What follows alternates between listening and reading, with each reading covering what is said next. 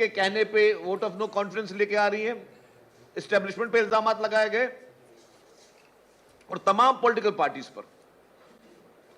जिसमें हमारी पार्टी भी शामिल है, दूसरी पार्टियां भी शामिल हैं।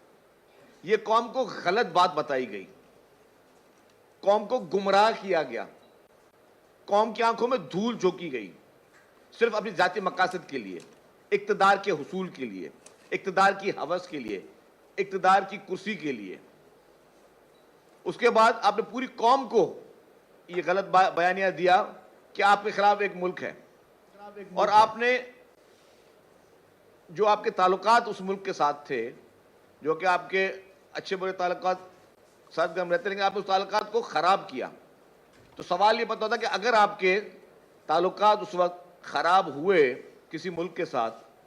और पाकिस्तान को कुछ मुश्किलात का सामना आज दिन तक करना पड़ रहा है, तो क्या आपके दुश्मन मुमालिक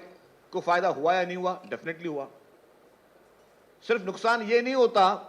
कि जी किसी ने आपके मुल्क में कोई पत्थर तो नहीं फेंका कि आपको नुकसान हुआ है,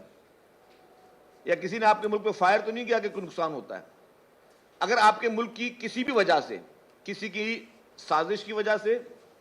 किसी की गलत बयानी की वजह से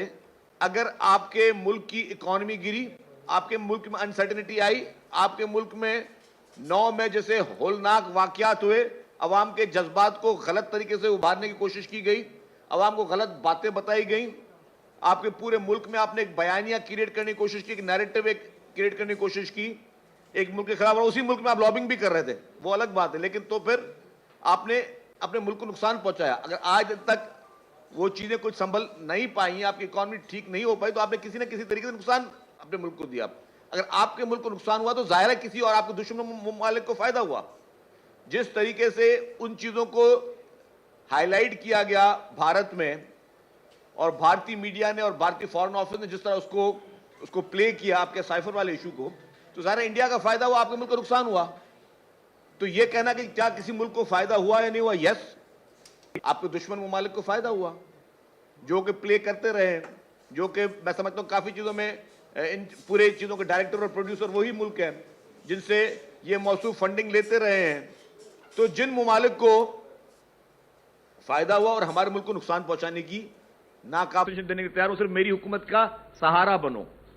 जब सबने कहा कि नहीं जी हम न्यूट्रल है, हम आपकी हुकूमत का सहारा नहीं बन